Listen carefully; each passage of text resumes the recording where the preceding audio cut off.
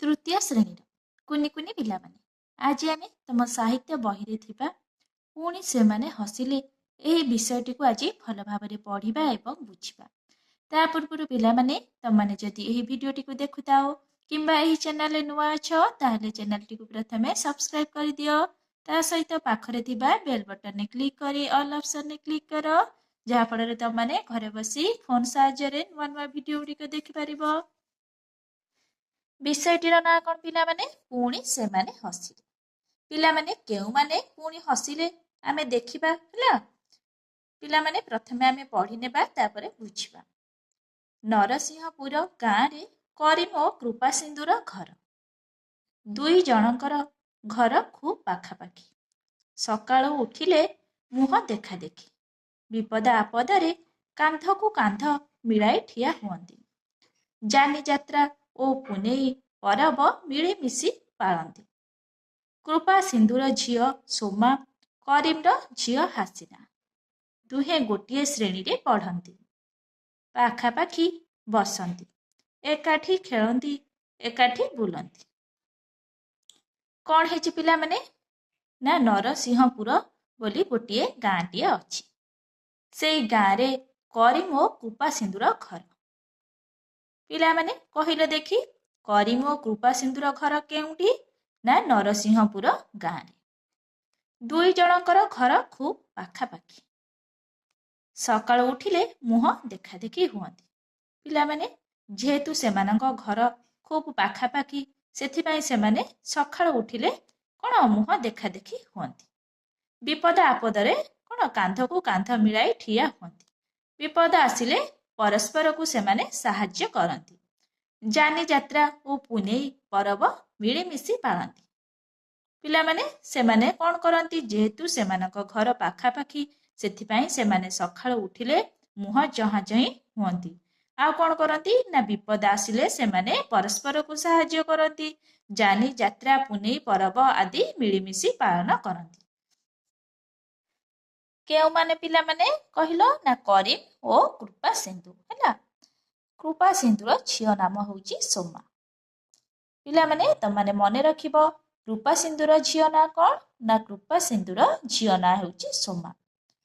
करीमर झियो ना होउची हासिना दुहे गोटिए श्रेणी रे पढ़ंती। पाखापाखी बसंती एकाठी खेलंती एकाठी बुलंती। पिला माने जेहेतु करीम ओ कृपा सिंधुर घर खूब पाखापाखी हैला सेठू कोन हैला ना कृपा सिंधुर झियो होउची सोमा करीमर झियो हासिना सेमाने मध्य दुई जण सांग होई एका श्रेणी रे पाठ पढ़ंती हैला। आउ कोन करंती ना पाखापाखी बसंती एकाठी खेलंती एकाठी मध्य बुलंती। अच्छा कहिले पिला माने तम सांग मानक घर जदि तम घर पाखरे होइथांता ताहले तमे कोन करथांत ना कोन करथांत पाखापाखी बसी थांत एकाठी खेली थांत एकाठी बुली थांत ना नहीं। सेहीपरि पिला माने जेहेतु सोमा ओ हासिनाक घर पाखापाखी सेमाने दुई जण गोटिए श्रेणी रे पाठ पढ़ंती सेथिपाई सेमाने कोन करंती ना पाखापाखी बसंती एकाठी खेलंती एकाठी बुलंती आउ जानी जात्रा पुनेई परब मिळिमिशी पाळंती हैला। पिला माने तमाने एई छवि रे देखि पारुथबो एठी सोमा को देखि पारुथबो एठी हासिना को मध्य देखि पारुथबो सेमाने किपरि कोन एकाठी खेलुछंती एकाठी बुलुछंती हैला। पिला माने देखिबा कोन हैला तापरे करीम निज घरे पाळी थाए किछि कुकुड़ा कृपा सिंधु सौकी रे रखी थाए गोटिए कुकुर ता ना कालिया बेଳ पाइले कालिया करीमर कुकुड़ारू गोटिए दुईटा झांपी निए। प्रथमे प्रथमे करीम किछि कहु नथिला हेले सिए केते सहिब। पिला माने कोन हेची ना करीम निज घरे पाळी थाए किछि कुकुड़ा पिला माने किए कुकुड़ा पाळी थाए ना करीम सेई समय रे कोन हेची ना कृपा सिंधु सौकी रे रखी थाए गोटिए कुकुर ता ना हेउची कालिया। अच्छा कहिलो पिला माने परीक्षा रे जदि प्रश्न पड़े कुकुर किए रखिथिला त माने कोन कहिबो ना कृपा सिंधु सौकी रे कुकुरटी रखिथिला हैला। ता ना कोन थिला पिला माने कहिलो ता ना थिला कालिया बेଳ पाइले कालिया करीमर कुकुड़ारू गोटिए दुईटा झांपी निए ପିଲାମାନେ କ'ଣ ହେଇଛି ନା କରିମ୍ ଯେହେତୁ ନିଜ ଘରେ କିଛି କୁକୁଡ଼ା ପାଳିଥିଲା, କୃପାସିନ୍ଧୁ ସଉକିରେ ଗୋଟିଏ କୁକୁର ରଖିଥିଲା। ସେଇ କୃପାସିନ୍ଧୁର କୁକୁର କ'ଣ କରେ ନା ପ୍ରତ୍ୟେକ ଦିନ ଆସି କ'ଣ କରେ, କରିମ୍ର କୁକୁଡ଼ାରୁ ଗୋଟିଏ ଦୁଇଟା ଝାମ୍ପି ନିଏ। ପ୍ରଥମେ କରିମ୍ କିଛି କହୁନଥିଲା, ହେଲେ ସିଏ କେତେ ସହିବ ହେଲା। ସେ କରିମ୍ ଆଉ କେତେ ସହିବ, ଯେହେତୁ କୃପାସିନ୍ଧୁର କୁକୁର ପ୍ରତ୍ୟେକ ଦିନ ଆସି କ'ଣ କରିମ୍ର କୁକୁଡ଼ାକୁ ଆସି ଗୋଟେ ଦୁଇଟା ଝାମ୍ପି ନେଉଛି, କରିମ୍ ବା ଆଉ କହିବ କ'ଣ, ଯେହେତୁ ସେମାନେ ଦୁଇ ଜଣଙ୍କର ଘର ଖୁବ୍ ପାଖାପାଖି, ସକାଳୁ ଉଠିଲେ ସେମାନେ ମୁହଁ ଦେଖାଦେଖି ହୁଅନ୍ତି, ବିପଦ ଆପଦରେ ମଧ୍ୟ ପରସ୍ପରକୁ ସାହା ହୁଅନ୍ତି ହେଲା।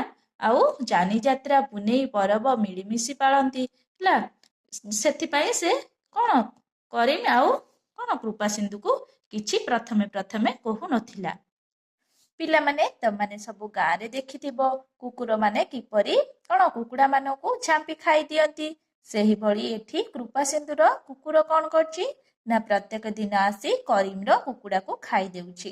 ତାପରେ ଦେଖିବା ପିଲାମାନେ କ'ଣ ହେଇଛି, କୁକୁରଟିକୁ ଜବତ କରିବା ପାଇଁ କରିମ୍ କୃପାସିନ୍ଧୁକୁ ନେହୁରା ହେଲା। କୃପାସିନ୍ଧୁ ଏଥର କାଳିଆକୁ ଆଖିରେ ରଖିଲା, ହେଲେ କ'ଣ ହେବ, ପ୍ରକୃତି ଛାଡ଼ୁଛି କେଉଁଠୁ, ସୁଯୋଗ ଉଣ୍ଡି କାଳିଆ ଗୋଟେ ଦିଟା କୁକୁଡ଼ା ଝାମ୍ପି ନିଏ। କରିମ୍ ଏଥର ରାଗିଗଲା, କୁକୁରକୁ ପାନେ ଦେବ ବୋଲି ଛକି ରହିଲା। କାଳିଆ ଆଉ ଦିନେ କୁକୁଡ଼ା ଭାଡ଼ି ଉପରକୁ ଉଠିବା ବେଳକୁ କରିମ୍ ଦେଲା ବାହାରେ। କାଳିଆ କାଉଁ କାଉଁ କରି ଧାଇଁଲା, ସେ ଛୋଟା ହୋଇଗଲା। କ'ଣ ହେଇଛି ପିଲାମାନେ, କ'ଣ ହେଲା ପିଲାମାନେ, ନା କୁକୁରଟିକୁ ଜବତ କରିବା ପାଇଁ କରିମ୍ କୃପାସିନ୍ଧୁକୁ ନେହୁରା ହେଲା। କରିମ୍ କ'ଣ କହିଲା ନା କୃପାସିନ୍ଧୁ ଏଥର କାଳିଆକୁ ଆଖିରେ ରଖ। କୃପାସିନ୍ଧୁ ମଧ୍ୟ କାଳିଆକୁ ଆଖିରେ ରଖିଲା। ପିଲାମାନେ କରିମ୍ ଆଉ କୃପାସିନ୍ଧୁ ସହିତ ଝଗଡ଼ା କଲା ନାହିଁ, କାହିଁକି ନା ଯେହେତୁ ସେମାନଙ୍କ ଦୁଇ ଜଣଙ୍କ ଘର ଅତି ପାଖାପାଖି, ରାତି ପାହିଲେ ସେମାନେ ମୁହଁ ଦେଖାଦେଖି ହୁଅନ୍ତି, ବିପଦ ଆସିଲେ ସେମାନେ ପରସ୍ପରକୁ ସାହାଯ୍ୟ କରନ୍ତି, ପୁନେଇ ପରବ ଆଦି ସେମାନେ କ'ଣ ବିଭିନ୍ନ ପର୍ବପର୍ବାଣୀ ସାଙ୍ଗ ହୋଇ ପାଳନ୍ତି। ସେଥିପାଇଁ କରିମ୍ ଆଉ କୃପାସିନ୍ଧୁ ସହିତ ଝଗଡ଼ା କଲା ନାହିଁ। ସେ କରିମ୍ କ'ଣ କଲା ନା କୃପାସିନ୍ଧୁକୁ ଡାକି କହିଲା, କୃପାସିନ୍ଧୁ ଏଥର କାଳିଆକୁ ଆଖିରେ ରଖ। କୃପାସିନ୍ଧୁ ମଧ୍ୟ କାଳିଆକୁ ଆଖିରେ ରଖିଲା। ପିଲାମାନେ କାଳିଆ କିଏ କହିଲ, ନା କୃପାସିନ୍ଧୁର କୁକୁର ନାମ ହେଉଛି କାଳିଆ ହେଲା। ହେଲେ କ'ଣ ହେବ, ପ୍ରକୃତି ଛାଡ଼ୁଛି କେଉଁଠି। ପିଲାମାନେ ଆମେମାନେ ସବୁ କ'ଣ ମାଛ ମାଂସ ଆଦି କ'ଣ ଖାଇଥାଉ ନା ନାହିଁ, ସେହିଭଳି ଆମକୁ ଯଦି କିଏ ମନା କରେ ମାଛ ମାଂସ ଖାଇବା ପାଇଁ, ଆମେ କ'ଣ ଛାଡ଼ିଦେବା, ଯେହେତୁ ଆମର ସେଇଟା ଖାଦ୍ୟ ହେଲା। ସେଥିପାଇଁ କୁକୁର ଯେହେତୁ ମାଂସ ଖାଏ, ସେଥିପାଇଁ କ'ଣ ତାର ପ୍ରକୃତି ଛାଡ଼ିବ କେଉଁଠୁ ହେଲା। ସେଥିପାଇଁ ସେ ଯେହେତୁ ସେଇ ମାଂସ ଖାଏ, ତାକୁ ମନା କଲେ କ'ଣ ସେ ଛାଡ଼ିଦେବ। ସେଥିପାଇଁ କ'ଣ ହେଲା ନା କୃପାସିନ୍ଧୁ କାଳିଆକୁ ଆଖିରେ ରଖିଲେ ମଧ୍ୟ ହେଲା, ପ୍ରକୃତି ଛାଡ଼ୁଛି କେଉଁଠି। ସୁଯୋଗ ଉଣ୍ଡି କାଳିଆ ଗୋଟେ ଦିଟା କୁକୁଡ଼ା ଝାମ୍ପି ନିଏ। ପୁଣି କାଳିଆ କ'ଣ କଲା ନା କ'ଣ ହେଇଛି ପିଲାମାନେ, ନା କ'ଣ କୃପାସିନ୍ଧୁ କାଳିଆକୁ ଆଖିରେ ରଖିଲେ ମଧ୍ୟ କାଳିଆ ଆଉ କୃପାସିନ୍ଧୁର କଥା ଶୁଣିଲା ନାହିଁ। ତାର ପ୍ରକୃତି ବା ଛାଡ଼ୁଛି କେଉଁଠୁ। ସେ ପୁଣି ସୁଯୋଗ ଖୋଜି କ'ଣ କଲା ନା ସୁଯୋଗ ଖୋଜି କରିମ୍ର କୁକୁଡ଼ାକୁ ଗୋଟେ ଦିଟା ପୁଣି ଝାମ୍ପି ଖାଇଦେଲା। ସେଇଠୁ କରିମ୍ର ରାଗ ବଢ଼ିଗଲା। କରିମ୍ ସେଇଠୁ କ'ଣ କଲା ନା କୁକୁରକୁ ପାନେ ଦେବ ବୋଲି ଛକି ରହିଲା। କାଳିଆ ଆଉ ଦିନେ କୁକୁଡ଼ା ଭାଡ଼ି ଉପରକୁ ଉଠିବା ବେଳକୁ କରିମ୍ ଦେଲା ବାହାରେ। କାଳିଆ କାଉଁ କାଉଁ କରି ଧାଇଁଲା, ସେ ଛୋଟା ହୋଇଗଲା ହେଲା। ପିଲାମାନେ କରିମ୍ ବା ଆଉ କେତେ ସହିବ, ଯେହେତୁ ସେ କ'ଣ କଲା ନା ପ୍ରଥମ ଥର ପାଇଁ ସେ କୃପାସିନ୍ଧୁକୁ ଡାକି କହିଲା କି କ'ଣ, କୃପାସିନ୍ଧୁ ଏଥର କାଳିଆକୁ ଆଖିରେ ରଖ। କୃପାସିନ୍ଧୁ ମଧ୍ୟ କାଳିଆକୁ ଆଖିରେ ରଖିଲା, ହେଲେ କ'ଣ ହେବ, କୁକୁର ପ୍ରକୃତି ଛାଡ଼ୁଛି କେଉଁଠୁ। ସେ କ'ଣ କଲା କାଳିଆ ନା କୃପାସିନ୍ଧୁର କଥାକୁ ଆଉ ଶୁଣିଲା ନାହିଁ। ସେ ପୁଣି କରିମ୍ର କୁକୁଡ଼ାକୁ ଝାମ୍ପି ଖାଇଲା ହେଲା। ତାପରେ କ'ଣ ହେଲା ନା ସେଇଠୁ କରିମ୍ର ରାଗ ବଢ଼ିଗଲା। କରିମ୍ ସେଇଠୁ କ'ଣ କଲା ନା ଦିନେ ଛକି ରହିଲା। କାଳିଆ ଆଉ ଦିନେ କୁକୁଡ଼ା ଭାଡ଼ି ଉପରକୁ ଉଠିବା ବେଳକୁ କରିମ୍ ଦେଲା ବାହାରେ। କାଳିଆ ସେଇଠୁ କାଉଁ କାଉଁ କରି ଧାଇଁଲା, ସେ ଛୋଟା ମଧ୍ୟ ହୋଇଗଲା। ପିଲାମାନେ ତମାନେ ଏଇ ଛବିରେ ଦେଖିପାରୁଥିବ, ଏଠି କରିମ୍ର କୁକୁଡ଼ା ଭାଡ଼ି ଅଛି ହେଲା। ଏଇ କୁକୁଡ଼ା ଭାଡ଼ି ଉପରକୁ ଯେତେବେଳେ କାଳିଆ କ'ଣ ଚଢ଼ିଲା, ସେଠୁ କରିମ୍ କ'ଣ କଲା ନା ବାଢ଼ିରେ ଦେଲା ବାହାରେ। ସେଠୁ କାଳିଆ କ'ଣ କଲା ନା କାଉଁ କାଉଁ କରି ଧାଇଁଲା। ସେ ମଧ୍ୟ ଛୋଟା ହୋଇଗଲା। ପିଲାମାନେ ତମାନେ ଏଠି ଦେଖିପାରୁଥିବ ଛବିରେ କାଳିଆ କିପରି ଗୋଡ଼ ଟେକି ଚାଲୁଛି ହେଲା। ଯେହେତୁ କରିମ୍ ତାକୁ ଦେଲା ବାହାରେ ତା ଗୋଡ଼ ଛୋଟା ହୋଇଗଲା। ସେ ସେଠୁ କ'ଣ କଲା ନା କାଉଁ କାଉଁ କରି ଧାଇଁଲା ହେଲା। ତାପରେ ଦେଖିବା ପିଲାମାନେ କ'ଣ ହେଲା। ଏଥିରେ କୃପାସିନ୍ଧୁ ରାଗି ଯାଇ କରିମ୍କୁ ଗାଳି ଦେଲା। କରିମ୍ ମଧ୍ୟ କୃପାସିନ୍ଧୁକୁ ଗାଳି ଦେଲା। କଜିଆ ବଢ଼ିଲା। କ'ଣ ହେଇଛି ପିଲାମାନେ, ଏଥିରେ କୃପାସିନ୍ଧୁ ରାଗି ଯାଇ କରିମ୍କୁ ଗାଳି ଦେଲା। ପିଲାମାନେ କରିମ୍ ଯେହେତୁ କାଳିଆକୁ କ'ଣ ବାଡ଼ିରେ ପାହାର ଦେଲା, କାଳିଆ କ'ଣ କଲା ନା କାଉଁ କାଉଁ କରି ଧାଇଁଲା, ସେ ଛୋଟା ହୋଇଗଲା। ସେଥିପାଇଁ କୃପାସିନ୍ଧୁ ରାଗିଗଲା। ଯେହେତୁ କୃପାସିନ୍ଧୁର କୁକୁର କାଳିଆ ଥିଲା ହେଲା, ସେଥିପାଇଁ କୃପାସିନ୍ଧୁ ରାଗିଗଲା। ସେ ରାଗିକି କ'ଣ କଲା ନା କରିମ୍କୁ ଗାଳି ଦେଲା ହେଲା। ସେମାନଙ୍କ ମଧ୍ୟରେ କଜିଆ ବଢ଼ିଲା। ଏଣିକି ଦୁଇ ପରିବାର ଭିତରେ କଥାବାର୍ତ୍ତା ବନ୍ଦ। ହାସିନା ସାଙ୍ଗରେ ମିଶିବାକୁ କୃପାସିନ୍ଧୁ ସୋମାକୁ ମନା କରିଦେଲା। ସୋମା ଓ ହାସିନାଙ୍କ ଭିତରେ ମିଳାମିଶା କଥାବାର୍ତ୍ତା ବନ୍ଦ ହୋଇଗଲା। ଏଥିରେ ସେମାନଙ୍କ ମନ ଭାରି ଦୁଃଖ। ଆଗ ପରି ମୁହଁରେ ନଥିଲା ହସ। ଦିନକର କଥା, ଖେଳ ଛୁଟିରେ ବିଦ୍ୟାଳୟ ପଛପାଖ ନଈ କୂଳରେ ହାସିନା ବୁଲୁଛି। ହଠାତ୍ ଧପ୍ କରି ଗୋଟିଏ ଶବ୍ଦ ହେଲା। ହାସିନା ନଈକୂଳକୁ ଦୌଡ଼ିଲା। ଦେଖିଲା ସୋମା ପାଣିରେ ବୁଡ଼ୁଛି ଆଉ ଉଠୁଛି। ହାସିନାର ହାଲୁକ ଶୁଖିଗଲା। ହଠାତ୍ ତା ଆଖିରେ ପଡ଼ିଲା ବରଗଛରେ ମାଡ଼ିଛି ଶିଆଳି ଲଟା। ସେଥିରୁ ଖଣ୍ଡେ ବଡ଼ ଲଟାକୁ ଦାନ୍ତରେ ଛିଡ଼ାଇ ପକାଇଲା। ଲଟା ଖଣ୍ଡକୁ ସୋମା ଆଡ଼କୁ ପକାଇ ଦେଇ କହିଲା, ସୋମା ୟାକୁ ଧରି ପକା। କ'ଣ ହେଇଛି ପିଲାମାନେ? ତାପରେ କ'ଣ ହେଲା ପିଲାମାନେ ନା ଦୁଇ ପରିବାର ଭିତରେ କଥାବାର୍ତ୍ତା ବନ୍ଦ ହୋଇଗଲା। ଯେହେତୁ କରିମ୍ ଓ କୃପାସିନ୍ଧୁ ମଧ୍ୟରେ ଝଗଡ଼ା ହେଲା ନା, ସେଥିପାଇଁ ଦୁଇ ପରିବାର ଭିତରେ କଥାବାର୍ତ୍ତା ମଧ୍ୟ ବନ୍ଦ ହୋଇଗଲା। ପିଲାମାନେ ସେହି ଦୁଇ ପରିବାର ଭିତରେ କାହିଁକି ଝଗଡ଼ା ହେଲା? ଯେହେତୁ କରିମ୍ର କୁକୁଡ଼ାକୁ କୃପାସିନ୍ଧୁର କୁକୁର ଖାଇଦେଲା, ସେଥିପାଇଁ ଦୁଇ ପରିବାର ଭିତରେ ଝଗଡ଼ା ହେଲା। ସେହି ଦୁଇ ପରିବାର ଭିତରେ ମଧ୍ୟ କଥାବାର୍ତ୍ତା ବନ୍ଦ ହୋଇଗଲା। ହାସିନା ସାଙ୍ଗରେ ମିଶିବାକୁ କୃପାସିନ୍ଧୁ ସୋମାକୁ ମନା କରିଦେଲା। ପିଲାମାନେ କରିମ୍ର ଝିଅ ହାସିନା ଥିଲା ନା, ଆଉ କୃପାସିନ୍ଧୁର ଝିଅ ସୋମା ଥିଲା। କ'ଣ ହେଲା ନା ହାସିନା ସାଙ୍ଗରେ ମିଶିବାକୁ କୃପାସିନ୍ଧୁ ସୋମାକୁ ମନା କରିଦେଲା। ସୋମା ଓ ହାସିନାଙ୍କ ଭିତରେ ମିଳାମିଶା କଥାବାର୍ତ୍ତା ବନ୍ଦ ହୋଇଗଲା। ଏଥିରେ ସେମାନଙ୍କ ମନ ଭାରି ଦୁଃଖ ହେଲା। ଆଗ ପରି ମୁହଁରେ ନଥିଲା ହସ। ପିଲାମାନେ ଯେହେତୁ ସୋମା ହାସିନାଙ୍କ ଘର ପାଖାପାଖି ଥିଲା, ସେମାନେ ରାତି ପାହିଲେ ମୁହଁ ଦେଖାଦେଖି ହେଉଥିଲେ ହେଲା। ସାଙ୍ଗ ହୋଇ ପାଠ ପଢ଼ୁଥିଲେ, ସାଙ୍ଗ ହୋଇ କ'ଣ ବିଦ୍ୟାଳୟକୁ ଯାଉଥିଲେ, ସାଙ୍ଗ ହୋଇ ଖେଳୁଥିଲେ, ହସୁଥିଲେ, ବୁଲୁଥିଲେ, ପାଠ ପଢ଼ୁଥିଲେ, ଆଉ କ'ଣ ଦୋଳି ମଧ୍ୟ ଖେଳୁଥିଲେ। ସେଥିପାଇଁ ଯେହେତୁ କରିମ୍ ଆଉ କୃପାସିନ୍ଧୁ ମଧ୍ୟରେ ଝଗଡ଼ା ହେଲା, ସେଥିପାଇଁ ଦୁଇ ପରିବାର ଭିତରେ କଥାବାର୍ତ୍ତା ବନ୍ଦ ହୋଇଗଲା ହେଲା। ସେଥିପାଇଁ ସେମାନେ କ'ଣ ଆଉ ମିଳାମିଶା କରିପାରିଲେ ନାହିଁ। ସେମାନଙ୍କ ଭିତରେ କଥାବାର୍ତ୍ତା ମଧ୍ୟ ବନ୍ଦ ହୋଇଗଲା। ଏଥିରେ ସେମାନଙ୍କ ଦୁଇ ଜଣଙ୍କ ମନ ଭାରି ଦୁଃଖ ହେଲା। ପିଲାମାନେ କେଉଁ ଦୁଇ ଜଣଙ୍କ ମନ ଦୁଃଖ ହେଲା ନା ସୋମା ଆଉ ହାସିନାଙ୍କ ମନ ଭାରି ଦୁଃଖ ହେଲା। ଆଗ ପରି ମୁହଁରେ ହସ ନଥିଲା। ସେମାନେ ଆଉ ପୂର୍ବ ଭଳି ହସି ପାରିଲେ ନାହିଁ। ଆଚ୍ଛା କହିଲ ପିଲାମାନେ, ତମ ସାଙ୍ଗମାନଙ୍କ ଘରେ ଯଦି ତମ ଘର ପାଖରେ ହୋଇଥାଏ, ଯଦି କ'ଣ ତମ ଦୁଇ ପରିବାର ଭିତରେ କ'ଣ ଝଗଡ଼ା ହୁଏ, ତାହେଲେ ତମମାନେ ଯଦି ପୂର୍ବ ଭଳି ସାଙ୍ଗ ନ ହୁଅ, ଏକାଠି ସ୍କୁଲ ନ ଯାଅ, ଏକାଠି ନ ବୁଲିବାକୁ ନ ଯାଇପାର, ଆଉ ଏକାଠି ଖେଳିବାକୁ ନ ଯାଅ, ତାହେଲେ ତମମାନଙ୍କ ମନ ଦୁଃଖ ହେବ ନା ନାହିଁ? ଯେହେତୁ ସୋମା ହାସିନା ଏକାଠି ବୁଲନ୍ତି, ଏକାଠି ଖେଳନ୍ତି, ସାଙ୍ଗ ହୋଇ ପାଠ ପଢ଼ିବାକୁ ଯାଆନ୍ତି, ସେମାନେ ଆଉ କ'ଣ ପରସ୍ପର ମଧ୍ୟରେ ଯେହେତୁ କଥାବାର୍ତ୍ତା ବନ୍ଦ ହୋଇଗଲା, ସେମାନଙ୍କ ମନ ଭାରି ଦୁଃଖ ହେଲା। ସେମାନେ ଆଉ ପୂର୍ବ ଭଳି କ'ଣ ହସିଲେ ନାହିଁ। ତାପରେ କ'ଣ ହେଇଛି ପିଲାମାନେ ନା ସୋମା ହାସିନା ଯେଉଁ ବିଦ୍ୟାଳୟକୁ ପାଠ ପଢ଼ିବାକୁ ଯାଆନ୍ତି, ସେଇ ବିଦ୍ୟାଳୟ ପଛ ପାଖରେ ଗୋଟିଏ ନଈଟିଏ ଥିଲା ହେଲା। ସେଇ ନଈରେ କ'ଣ ହେଇଛି ପିଲାମାନେ ନା ଖେଳ ଛୁଟି ସମୟ ହୋଇଥାଏ। ସେଇ ଖେଳ ଛୁଟି ସମୟରେ କ'ଣ ହେଲା ନା ହାସିନା ସେଇ ନଈ କୂଳରେ ବୁଲୁଥିଲା। ହଠାତ୍ ଗୋଟିଏ ଧପ୍ କରି ଶବ୍ଦ ହେଲା। ସେଇ ଶବ୍ଦ ଶୁଣିବା ସଙ୍ଗେ ସଙ୍ଗେ ହାସିନା ନଈ କୂଳକୁ ଦୌଡ଼ିଲା। ସେଠି ଯାଇ କ'ଣ ଦେଖିଲା ନା ଦେଖିଲା ସୋମା ପାଣିରେ ବୁଡୁଛି ଆଉ ଉଠୁଛି। ଏହି ଦୃଶ୍ୟ ଦେଖିବା ପରେ ହାସିନା ହଠାତ୍ ଡରିଗଲା ହେଲା।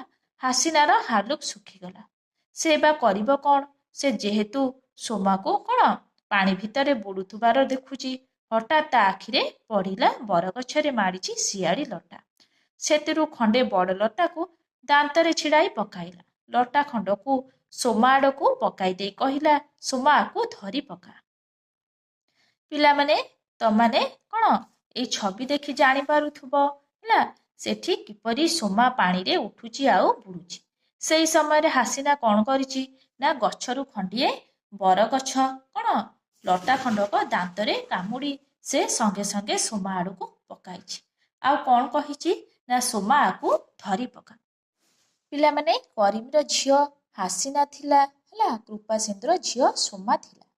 ଯେହେତୁ ସେମାନଙ୍କ ଦୁଇ ଜଣଙ୍କ ଭିତରେ ବହୁତ ଜୋରେ ଝଗଡ଼ା ହୋଇଥିଲା, ଦୁଇ ପରିବାର ଭିତରେ କଥାବାର୍ତ୍ତା ବନ୍ଦ ହୋଇଯାଇଥିଲା। ସେଥିପାଇଁ ସେ କ'ଣ ହେଲା ନା କରିମର ଝିଅ ହାସିନା, କୃପାସିନ୍ଧୁର ଝିଅ ସୋମା ଥିଲା।